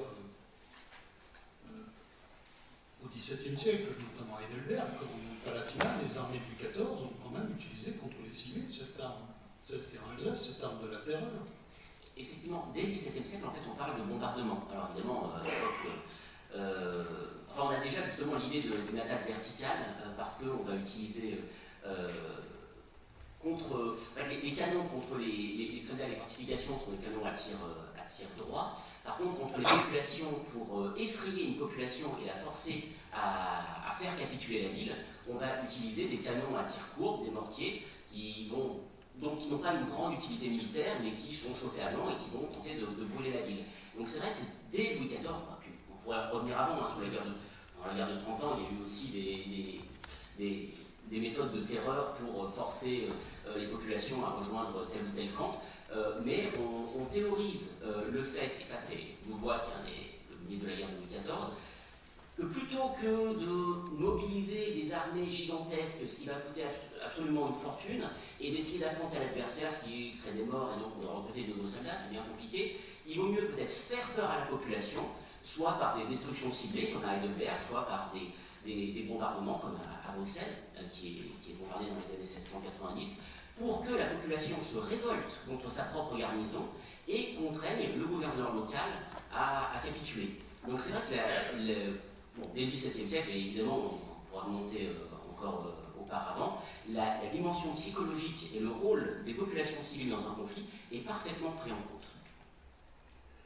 Donc, vous avez vu que le principe c'est d'ouvrir beaucoup de questions et je vais vous en poser une autre qui va vous permettre de continuer à démontrer avec allégresse tout ce que vous croyez savoir sur la guerre. Il y a un livre très célèbre de John Keegan qui s'appelle L'art du commandement. Donc, comme on croit au mythe de la bataille décisive, on considère qu'il y a des génies militaires qui de temps en temps renversent totalement l'échiquier. Vous signaliez le cas de Napoléon Bonaparte. Donc, autre question ouverte. Est-ce que l'ère du grand commandant, du grand capitaine, est révolue par l'avènement de la technologie? Pour le dire en termes encore plus simples, est-ce que la technique a découronné l'homme comme facteur central dans la guerre? Il y a eu un débat aux États-Unis qui a eu l'opération Tempête du désert en 1990-91 sur le rôle exact de Norman Short. Le commandant américain, le New York Times avait titré le premier inventeur d'ordinateur. J'ai trop doute. C'est un sujet extrêmement difficile parce que c'est vrai que l'intelligence artificielle pénètre à toute vitesse sur le champ de bataille. Les aides à la décision dans les états-majors, le Pentagone est un des plus gros consommateurs d'énergie au monde parce que c'est lui qui a les plus gros ordinateurs. Donc c'est vraiment, tout est disséqué. Quand quantité de décisions, de scénarios alternatifs, tout est calculé comme une espèce de super jeu vidéo, méga plus, je ne sais plus où trouver les adjectifs, pour vraiment montrer la dimension, la profondeur, l'ubiquité de ces simulations. Quel est le rôle là-dedans? Ben, il faut quand même qu'à un moment donné, un homme ou une femme, parce qu'on aura bientôt une femme commandant en chef, c'est à un moment donné de dire j'attaque ou j'attaque pas. Et c'est surtout de se méfier toujours du renseignement qu'il lui a apporté. Il n'y a pas de renseignement, il n'y a pas de renseignement absolument certain. Puisqu'on est dans un contexte de guerre en Ukraine, on a vu avant le 24 février, donc avant l'attaque de l'armée russe, les Américains ont parfaitement détecté, et prévenu le monde entier, ont détecté des concentrations massives de matériel et d'hommes, en Biélorussie, dans le sud, en Ukraine, clairement. Mais, ça c'est un élément juste. Mais comment interpréter ces mouvements? Et c'est là que tout le monde s'est empoigné. Certains disaient c'est de la démonstration, c'est pour faire pression, il commence à marchander. Il ne va pas attaquer, il veut simplement montrer ses muscles pour amener le pouvoir de Kiev à se débarrasser de Zelensky, qui semble lui pas très impressionné par tout ça. D'autres ont dit, bah oui, alors c'est une grosse diversion. Bon, ça a été la thèse de certains milieux aujourd'hui qu'on trouve beaucoup sur Internet, c'est la concentration en Biélorussie et la marche vers Kiev, c'est une énorme diversion. Non, c'était une énorme raclée, mais pas une énorme diversion. C'était pas fait pour dégarnir le front sud. Donc tout ça, il faut et là, les meilleures données de satellitaires infrarouges ne vous donnent pas la réponse à que va faire l'adversaire. A-t-il véritablement les moyens? A-t-il la volonté d'attaquer et où?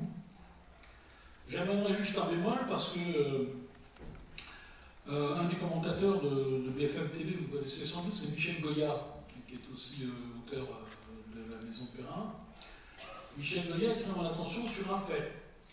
Il m'a dit dans l'immense masse d'informations qu'a reçu le Pentagone et la CIA, presque aucune ne donnait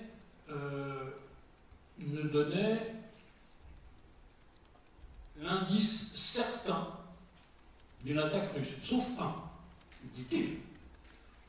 Il a commandé un régiment d'infanterie de marine, c'est un peu de quoi il parle. Il dit c'est quand on a détecté l'accumulation de poches de sang, de bandes de sang, sur les arrières immédiats de la frontière. Et il dit c'est une ressource qui est exorbitante, hein, je dis même, j'ai oublié le prix, mais c'est hallucinant le coût du sang, ça c'est un aspect de la guerre évidemment, qui n'est pas très reluisant, mais il faut l'évoquer. Et cette concentration de matériel de réfrigération et de dizaines de milliers de poches à sang sur les arrières des Russes, c'est l'élément qui permettait de dire oui, il va y avoir la guerre. Ça va pas, alors je vais répliquer, mais si on pousse le jeu jusqu'au bout, est-ce que c'était pas l'élément ultime pour faire croire, même si ça coûte cher, pour faire croire qu'on allait attaquer pour être pris au sérieux? Donc je persiste à penser qu'il n'y a pas d'élément absolument certain qui puisse dire il va attaquer tel jour, à tel endroit, dans telle direction. Et ça, je pense que c'est le rôle du chef, à un moment donné, de prendre par des voies qui m'échappent, qui ne sont pas seulement celles de la raison, je pense, pas seulement. Parce qu'il y a trop de facteurs à peser, il va se faire aider, il va consulter ses adjoints, il va consulter les ordinateurs, mais à un moment donné, il faut dire, il faut y aller. Et donc, il faut endosser la responsabilité politique. Donc, et pour Margaret Thatcher, elle a gagné Manwin, par exemple. Mme Thatcher n'a pas fait, c'est pas le stratège. Hein. C'est politique. C'est politique. Elle a pris une décision. Il se trouve que son ministre des Affaires étrangères avait dit non, pas question, on va discuter au Conseil de sécurité. Et c'est son amiral qui, en court-circuitant un peu tout le monde, lui a dit mais si, on a les moyens de rassembler une flotte et on va y aller. Et elle a choisi, pour des tas de raisons qu'on ne va pas développer ici, elle a choisi d'aller en guerre. Mais elle n'est pas le stratège. Elle est le politique qui a décidé d'aller en guerre. Après, le stratège, lui, a trouvé les moyens d'aboutir aux objectifs qui ont été définis par un Thatcher, qui était la récupération des îles. Ça, c'est une chose. Et les rôles sont bien partagés. Là. À part Napoléon. Pour vous, vous disiez qu'il était le plus grand chef. Je pense que s'il y a un facteur humain qui a pesé dans une guerre, c'est vraiment les passions personnelles de Bonaparte. Oui, je pense. Pas jusqu'au bout, encore une fois. Ça a même probablement été contre-productif à la fin. Mais je pense que c'est quand même un cas. Et puis bon, peut-être dans les histoires antiques, mais il y en a si peu de sources. Je pensais à Alexandre.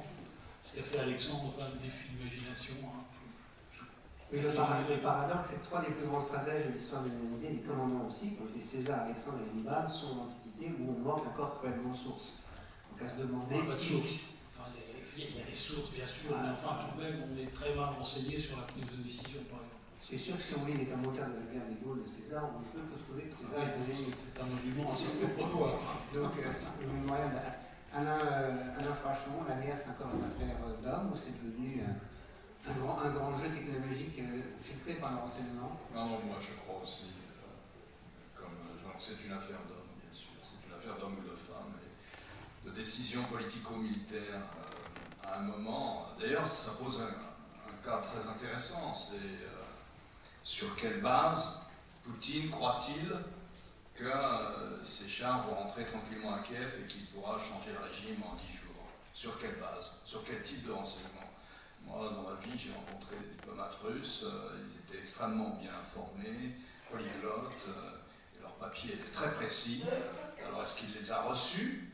Est-ce que les papiers sont venus? Pourquoi n'y croyaient-ils pas?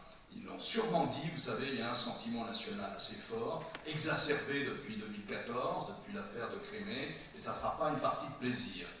Visiblement, dans le système soviétique, tout le monde mentait. Le système soviétique est un mensonge de masse. Mais il y a une administration qui avait le droit impunément de ne pas mentir. C'est le KGB. Alors, le FSB aujourd'hui, les services de renseignement. Donc je pense que là, il se passe quelque chose dans la tête de Poutine et exclusivement dans la tête de Poutine. Anthony Guillon, même question, même réponse. Non, oui, je pense qu'on se retrouve évidemment sur. C'est une affaire d'hommes, de femmes, hein, pensons à Condoleezza Rice. Et c'est aussi une affaire de moyens, mais je pense que la guerre, c'est quand même quelque chose de relativement épais. Les 20 ans de lutte contre le terrorisme sont assez intéressantes là-dessus, puisque on a tous finalement cette photo d'Hillary Clinton et Barack Obama quand les Navy Seals sont rentrés à Abbottabad pour tuer Ben Laden. Mais finalement, ça c'est le résultat d'une stratégie qui a été menée sous Bush. Et c'est pas Bush avec ses petits bras qui a décidé ça, c'est George Tenet, le directeur de la CIA, et qui commet des erreurs, c'est-à-dire la prison de Guantanamo, mais par la torture, notamment sur Khalid Sheikh Mohammed, c'est là qu'ils ont obtenu l'information, le nom du messager, donc la torture par noyade, qui a été extrêmement longue. Et ils ont fini par avoir ce nom qui va être extrêmement précieux. Mais après, derrière, il y a les renseignements pakistanais, il y a les services d'écoute, et finalement, l'action des Navy Seals, et cette photo qui devient la gloire d'Obama, c'est le résultat de quasiment une décennie de travail. Donc c'est plus l'accumulation finalement de décisions humaines qui tâtonnent, qui commettent des erreurs, qui réussissent, qui sont remplacées, l'intervention du politique, et donc finalement à l'heure actuelle, attribuer à un seul homme une décision militaire, je ne parle pas encore une fois d'une décision d'attaquer, d'une décision de déclencher la guerre, mais qui fait qu'on va prendre le dessus ou non sur l'autre partie, je crois qu'on est tous d'accord pour dire il y a beaucoup de facteurs qui rentrent en compte, et comme d'habitude, c'est de l'histoire, c'est compliqué. Le brouillard de la guerre, est moins épais, probablement, mais je pense qu'il est toujours là. C'est-à-dire la difficulté à peser une situation et à se décider. Je crois que dans ce domaine, évidemment je ne suis pas dans la tête de Poutine, mais je crois que dans ce domaine, un des éléments importants dans la prise de décision du chef, c'est l'image que vous avez de votre adversaire. Par exemple, Staline avait très peur des Allemands. Vraiment, quand il évoquait la Wehrmacht, il savait véritablement que c'était un adversaire terrible, et c'est un des éléments, avec l'État d'armée rouge, qui l'amenait à ne pas croire ce qu'on lui disait en 1941, à se laisser se surprendre. Quelque chose qui m'a frappé dans les conversations de Margaret Thatcher avec les militaires anglais, c'est le mépris des militaires anglais pour les Argies, pour les Argentins. D'ailleurs, entre parenthèses, les Argentins vont avec leur mirage, vont se conduire de façon tout à fait remarquable pendant cette campagne. Mais il y avait une sorte de mépris. Et je me demande si dans le cas de Poutine, il n'y a pas cette idée, s'il ne croit pas à son propre discours, à savoir, on n'a pas affaire à une véritable nation, donc personne ne va mourir pour elle. C'est des demi-Russes, ce sont des demi-Russes, c'est quelque chose de... Un petit peu comme notre commandement d'Indochine, parfois, n'a appris que très progressivement à respecter son adversaire, le Viet Minh. Alors pendant la guerre d'Algérie, je pense que ce respect ne sera jamais obtenu jusqu'à la fin. C'est une des grandes différences, et d'ailleurs ça peut expliquer un certain nombre de choses pour la suite de nos rapports avec ces pays-là. Vous avez raison, Dien Bien Phu est en grande partie une défaite due au mépris, puisque aller s'enfermer dans une cuvette, c'est quand même avec le 10 000 hommes, en considérant justement qu'on va fixer tout l'ennemi et l'écraser parce qu'on est les plus forts, est avéré, oui, une des plus grosses fautes, mais vous disiez largement partagé là, par le politique, par le militaire. L'armée passe sur la faute. Enfin, en l'occurrence, c'est quand même la faute de Navarre. C'est vraiment du cas de décision. Largement, le gouvernement l'avait dit simplement, non, il faut se tirer le plus vite possible. Après une victoire décisive. Après, non, pas une victoire qui puisse être montée en épingle. Même une demi-victoire aurait fait les fesses. Comment terminer une guerre? Alors, on en est là aujourd'hui en Ukraine. Sauf qu'on ne voit pas du tout la porte de sortie, mais comment est-ce qu'on termine une guerre? Et vous, Clément Aurine, la guerre, par vous qui avez vu la guerre du XVIIe à visage humain, avec la chevalerie, les gestes de l'esprit chevaleresque, quand vous confrontez vos connaissances à l'actualité, est-ce que vous avez l'impression de... c'est la même chose? C'est une éternelle retour. Il y a des permanences, et notamment si on parlait de l'Ukraine, et qu'on ira voir, une des décisions les plus importantes en réalité qui est prise, alors si les informations, c'est ce qui se raconte dans la presse en tout cas, qui est prise au début du conflit par les Ukrainiens. Il y a un débat au sein du haut commandement sur faut-il évacuer Kiev ou pas, et c'est Zelensky en dernier recours qui décide de ne pas évacuer Kiev. Évidemment, une évacuation aurait donné des résultats psychologiques très différents. Et en réalité, pendant la guerre de succession d'Espagne, il se passe exactement la même chose. Voilà, le nord de la France est complètement envahi, la frontière de toutes les forteresses construites par Vauban tombent les unes à la suite des autres, et à un moment, Louis XIV est prêt à capituler, et on lui propose, un certain nombre de généraux lui proposent de se replier sur Blois, parce qu'ils considèrent que Paris n'est pas défendable. Et donc, à ce moment-là, Louis XIV doit prendre une décision, et la décision qu'il prend, c'est que non, il n'abandonnera jamais sa capitale. Alors, si lui est à Versailles, évidemment, il ne peut pas abandonner Paris, parce que sinon, tout esprit de résistance serait perdu. Et cette décision, en réalité, est la bonne, puisque à la fin, les Alliés s'épuisent. D'ailleurs, eux aussi, ils ont dans leur invasion de la France, ils ont une très mauvaise perception des choses. Ils sont convaincus que le gouvernement français est perçu comme arbitraire et que dès qu'ils entreront en France, la population française va se révolter contre son roi qui est vu comme une sorte d'affreux tyran par les Anglais et les Hollandais. En réalité, il ne se passe pas ça du tout. Ils sont très surpris parce que la population française, justement, soutient le régime, lutte tant qu'elle peut, et c'est pas facile contre l'armée. Et donc, cette décision de ne pas évacuer Paris est pour beaucoup dans le rétablissement final de la France dans les négociations de paix de 1713-1714. Merci. Il est venu le temps des questions, alors j'espère. L'objectif était de très légèrement dissiper le brouillard de la guerre par un panoramique, et que j'espère que nous avons tenu et que moi j'ai appris en tout cas énormément de choses, et je remercie mes interlocuteurs. On a une dizaine de minutes pour les questions de la salle. Si vous voulez vous adresser aux invités du jour, monsieur. On m'a dit d'attendre que le micro arrive. Bonjour et merci. J'aurais une question sur la guerre totale. Nous ne l'avons pas évoquée. Est-ce que vous pourriez revenir sur la genèse et sur les caractéristiques de cette guerre totale? Et j'aurais voulu savoir aussi ce que vous pensiez de l'évolution de l'historiographie contemporaine, de totaliser, je dirais, toutes les guerres et de qualifier de plus en plus systématiquement la guerre de guerre totale.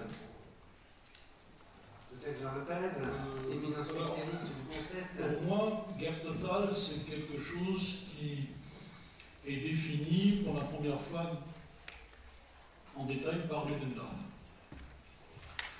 c'est son bouquin, Guerre totale Afrique de 1921, je crois, 21-22, où il théorise un peu son expérience de la Première Guerre mondiale, lorsque, avec Hindenburg, il prend à la fois en main l'OHL, c'est-à-dire le grand quartier général de l'armée impériale et royale allemande en 1916, et où il s'empare en même temps, ça c'est une grande nouveauté dans l'histoire des guerres, il s'empare des leviers de commande de l'économie, gère directement les discussions avec les grands syndicats de la métallurgie et vassalise totalement la Wilhelmstrasse, donc les affaires étrangères, et met sous le boisseau le Reichstag. Donc en fait, Ludendorff a eu un pouvoir absolument considérable et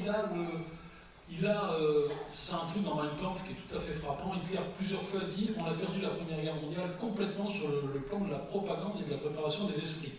Et ça, je pense qu'il a pris chez Ludendorff, qui reconnaît que la mainmise sur les esprits de la population allemande a été défectueuse. Et dans son ouvrage sur la guerre totale, il définit la guerre totale comme une guerre qui englobera la totalité des populations, hommes, femmes, devant, derrière, où qu'ils se trouvent, et sans limite. C'est une extension indéfinie de la notion de mobilisation des moyens et des esprits. Le concept de guerre totale, il est là. Il va être repris par Goebbels dans un discours très célèbre, je ne porte pas là, c'est en 1943, voulez-vous la guerre totale? Une audience bien chauffée, bien préparée, comme un seul homme, oui, les nazis n'arriveront jamais à d'ailleurs mettre aussi bien au service de la guerre leur outil économique que l'avait fait Ludendorff lui-même. Donc ce concept, il est appliqué d'une certaine façon aussi par des démocraties, mais il n'y a pas autant de flonflons et on ne va pas aussi loin, mais c'est sûr que même aux États-Unis, pays libéral entre tous, il y a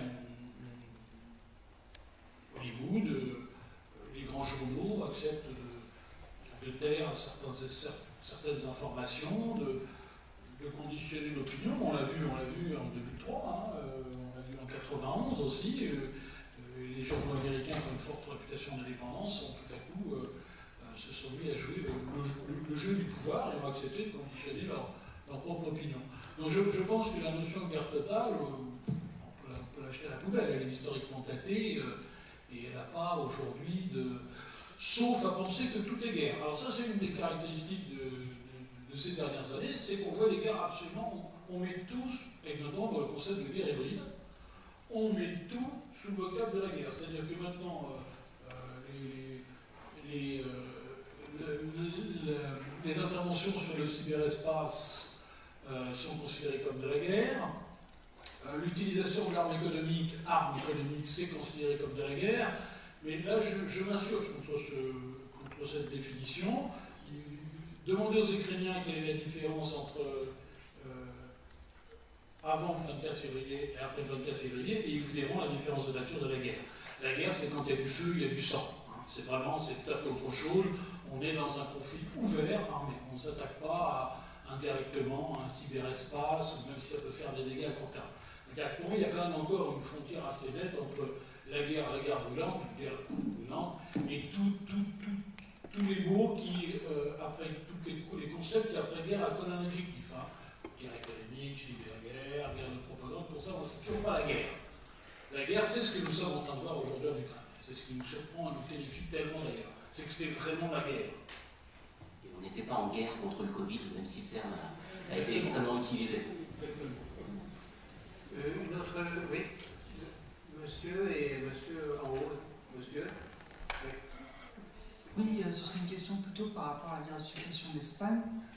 Est-ce qu'on a, vu qu'il y a déjà des masses de soldats qui sont engagés, qui sont assez nombreuses, par le chiffre de 400 000 hommes, est-ce qu'on a des traces de traumatisés de guerre? Est-ce qu'on a des traces des blessures psychologiques chez ces soldats de Louis XIV?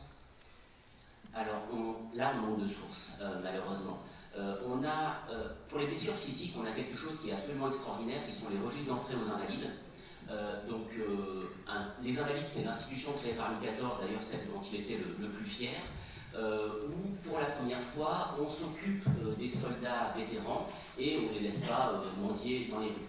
Et donc, quand un soldat est entré aux Invalides, on précise exactement où est-ce qu'il a été blessé, dans quelle bataille, de quelle façon. Donc, sur les blessés. Alors, évidemment, bon, c'est une petite partie des soldats, mais au moins c'est une source extrêmement riche, d'ailleurs, qui n'existe absolument pas dans les autres pays. C'est pour ça que toutes les historiographies européennes utilisent les registres d'entrée aux Invalides pour faire l'histoire de leurs propres soldats. Par contre, sur les blessures psychologiques, malheureusement, on n'a rien. On imagine bien qu'il y a quand même un enjeu de réintégration à la société de tous ces soldats qui ont été traumatisés, parce que voilà, les post-traumatic stress disorder, c'est pas quelque chose qui est lié uniquement aux guerres contemporaines, mais par contre, en termes de sources, c'est extrêmement pauvre. Alors si quelqu'un connaît une source dans la salle, je suis absolument preneur. Prochaine question. Merci pour cet échange d'abord. Moi j'avais une question par rapport à la bombe atomique qu'on a abordée très rapidement.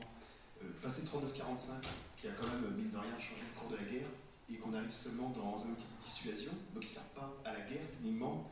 Est-ce que la bombe atomique a vraiment changé la guerre, ou est-ce que c'est vraiment un outil qui change la guerre aujourd'hui? Peut-être Alain Frachon. Alors, bon, il y a énormément d'ouvrages là-dessus, il y a une littérature gigantesque, notamment française aussi. Mais je vais vous répondre indirectement. C'est d'ailleurs pas une réponse, c'est un élément de réflexion. Moi, j'ai été élevé, peut-être naïvement, dans l'idée qu'au moins sur le théâtre européen, la dissuasion empêchait la guerre. De fait, elle l'a empêchée. Quand on parle de guerre froide, elle était chaude partout. Elle était chaude en Afrique, l'affrontement entre les deux blocs, elle était chaude en Asie, évidemment. Il y a eu des affrontements entre les deux blocs, même en Amérique centrale ou en Amérique latine. Elle s'est traduite par des conflits avec des gens qui ont été tués. Il n'y a qu'en Europe qu'on a échappé à ça. Autrement dit, cette idée, c'était que la dissuasion nucléaire empêchait l'affrontement conventionnel. Là, j'ai plutôt le sentiment, mais encore une fois, je ne suis pas spécialiste, mais simplement en lisant les journaux, je me fais la réflexion, mais je n'en ai pas parlé à des militaires, qu'au fond, le fait que l'Union soviétique possède le premier ou le deuxième arsenal nucléaire militaire de la planète l'a autorisé à faire la guerre conventionnelle. C'est-à-dire, il se dit, il y aura toujours une limite à la manière, au soutien que les Occidentaux apporteront à l'Ukraine. Et cette limite, elle est liée au fait que j'ai l'arme nucléaire. Et donc j'ai le sentiment qu'au lieu d'avoir joué un rôle dissuasif, l'arme nucléaire autorise Vladimir Poutine à mener une guerre conventionnelle en Europe parce qu'il sait que la réplique aura des limites. Peut-être que je me trompe, mais voilà ce à quoi j'ai pensé, sans parler des spécialistes, mais en lisant les journaux. Sans doute l'objet d'un prochain éditorial, pardon, il y avait Monsieur au fond était avant vous, madame, je suis désolé. Oui, bonjour. Ma question porte sur les guerres oubliées, en particulier une guerre dont je n'explique pas très bien qu'elle soit une sorte d'angle mort dans les manuels scolaires, en terminale, en première plutôt, c'est la guerre de Crimée. Et elle semble un peu vampirisée par la guerre de sécession, et pourtant il semble qu'elle constitue une rupture, à la fois l'expression finissante des guerres classiques, et en même temps l'annonce d'un temps nouveau du fait militaire. Est-ce que vous pouvez nous en dire quelques mots là-dessus? On va sans doute demander à Jean Lopez. Alors, un tout petit bémol, il existe une très bonne synthèse en langue française que je connais, que j'ai vu publier, d'Alain Gutmann sur la guerre de Crimée, publié dans la collection Tempus, qui effectivement est parti du même constat que vous pour essayer de réhabiliter ce conflit oublié. C'est un livre vraiment prodigieux, mais dont les ventes sont régulières, mais n'a pas eu d'effet de levier. Il y a des le public, le grand public ne s'intéresse pas assez sans doute à cette guerre.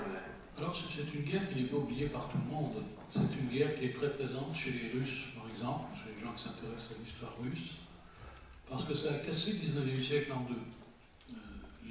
Les Russes, donc l'histoire c'est quand même que le tsar et son armée veulent reprendre leur poussée au détriment de l'Empire ottoman, en visant toujours les fameux détroits. Cette idée qu'il faudrait faire déverrouiller l'accès à la mer Noire. Il en est empêché par une intervention franco-britannique. En France, on l'a vite oublié parce que c'est un conflit qui est lointain. C'est une projection de force, entre parenthèses, la plus grosse projection de force qui ait jamais été réalisée. Français et Britanniques ont réussi à transporter presque 90 000 hommes, les chevaux, l'artillerie, jusqu'à opérer 2 débarquements, verrouiller toutes les côtes russes. Donc c'est une opération considérable, extrêmement technique, mais qui est restée très circonscrite à la Crimée. Il n'y a eu que des combats dans le Caucase tout à fait éphémères. Donc c'est une...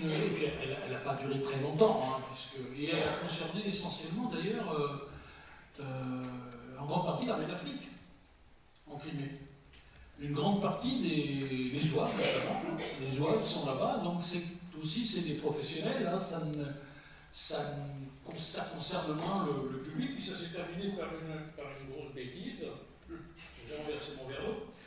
Ça s'est terminé par une victoire, donc une glorieuse. On l'a oublié, mais si vous voulez, ces enseignements, pour moi, ces enseignements ne sont importants que dans le domaine de la projection de force, puisque c'est sur cette base qu'ont entrepris les calculs pour les Dardanelles en 1915, quand les Anglais voudront également, avec les Français, renvoyer une puissante force de débarquement. Et pour moi, elle est importante pour les Russes et du strict point de vue technique, du point de vue de la projection de force. Pour le reste, pas de raison de la faire sortir du lot, en fait, hein, notamment en termes d'armement ou en termes de tactique, c'est niveau zéro, hein, c'est des affrontements, des bombardements. En fait, c'est un siège. On a quand même oublié que l'essentiel de la guerre, pour très très longtemps, et on l'a vu encore aujourd'hui à Mariupol, l'essentiel de la guerre, ça a été des sièges. C'est une grosse partie de l'activité depuis l'Antiquité jusqu'à nos jours. Hein. Il y a des troupes d'un siège. Alors, on est malheureusement en retard. Je crois que monsieur avait une question au fond.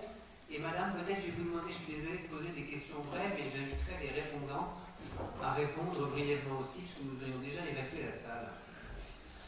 Oui, bonjour. Moi j'avais une question concernant les guerres en dentelle que vous avez brièvement évoquées. Parce qu'on parle souvent de l'avant, les guerres de 14, de l'après, les guerres de Napoléon, et on trouve peu de choses sur le sujet, puis c'est pareil dans les librairies, quand on regarde les rayons de livres sur cette partie-là, c'est assez rare. Donc je me posais un petit peu la question à quoi c'est dû, parce qu'il y a du très connu avec Napoléon en 2014, avant et après, enfin voilà. Qu'est-ce qui explique un peu le manque d'intérêt peut-être aussi du grand public pour cette période? Alors là, justement, cette expression tellement inappropriée que c'est presque détestable, la guerre en dentelle. On a l'image de Fanfan la Tulipe, avec des guerres qui ne concernent pas les peuples, un peu ridicules, avec des soldats qui s'alignent comme pour un carnaval et qui se tirent dessus alors qu'ils sont bien sagement en ligne. C'est aussi l'image de Barry Lyndon qui montre une forme d'absurdité totale des combats. En réalité, ce système de tir en ligne avait une logique militaire évidente, et l'idée, on connaît, ce que tout le monde connaît par contre, c'est tirer les premiers, messieurs les Anglais. En réalité, dans la théorie militaire de l'époque, il fallait toujours tirer en dernier, parce que c'est ceux qui tiraient en dernier qui étaient le plus courageux et qui avaient un avantage psychologique. Donc voilà, on a gardé de ça cette image de guerre sans trop d'importance. C'est tout à fait faux, parce que d'abord c'était évidemment très meurtrier, et que d'autre part, c'est ça qui a permis, c'est au XVIIIe siècle qu'on a la montée de la Prusse, ce qui n'est pas totalement inintéressant dans l'histoire de l'Europe, ce qui permet à... Voilà. Excusez-moi, désolé. Dernière question donc pour madame, et après, comment on... Et donc, premier rang. Merci beaucoup, merci pour tous ces éclairages. Moi, j'ai eu la chance de lire le livre d'Anthony Guyon sur les tirailleurs sénégalais, qui retrace justement le parcours de ces soldats africains, donc sur le temps long. Et moi, j'avais une question sur les formes de combat. Je voulais savoir si on pouvait observer une certaine continuité des formes de combat, par rapport aux guerres de décolonisation, et notamment la guerre d'indépendance algérienne. Merci déjà, vous avez excellent goût au niveau de vos lectures. Une certaine continuité donc finalement entre la guerre coloniale et la guerre décoloniale. Non, je trouve qu'il y a une grande différence dans le sens où tout à l'heure je parlais que la guerre de conquête, la guerre d'occupation, est une guerre qui emploie peu de moyens, tandis que finalement si on prend les guerres d'Indochine, les guerres d'Algérie, on va y mettre beaucoup plus de moyens, et notamment pendant la guerre d'Algérie en utilisant les hommes du contingent. Si on prend les tirailleurs sénégalais, on avait parlé tout à l'heure de la Première Guerre mondiale, il y a 200 000 soldats africains qui ont fait la Première Guerre mondiale. Pour la guerre d'Indochine, 60 000 sont envoyés dans la guerre d'Indochine, juste 5 000 pour la guerre d'Algérie, pour deux raisons. En fait, on crée une solidarité musulmane qui n'a jamais eu lieu, et aussi bon, les décolonisations avancent. Donc c'est vrai que la différence, c'est quand même une question de moyens. Les moyens mis, si on prend notamment le cas français, mais aussi certains cas britanniques, les moyens sont plus importants quand même. Merci de votre attention. Je vous invite vraiment à lire les remarquables livres de nos intervenants. Cette belle biographie du duc de Magboro par Clément Henry. On vient de vous en parler, les tirailleurs sénégalais d'Anthony Guillon. Ce recueil que chacun d'entre vous doit lire d'Alain Frachon est un livre brillant et qui rend humble et intelligent à l'image de son auteur. Et enfin, parmi la production de Jean Lopez, Kartov, qui est très éclairant pour comprendre Kharkiv, et son dernier né, le collectif des Tyrélènes sur les limites de la Grande Armée qui résume ce qu'on a fait aujourd'hui, essayer de faire de l'histoire sans a priori et en évitant d'être pris au piège d'une historiographie complaisante ou héroïsante ou des préceptrices. Et une pensée amicale pour l'absent David Fiasson qui nous aurait parlé magnifiquement de la mort de la chevalerie et du poids des archers à Crécy, c'est brillant comme tout. Vous trouverez sur tout ça sur le stand des éditions Perrin. Et merci. Et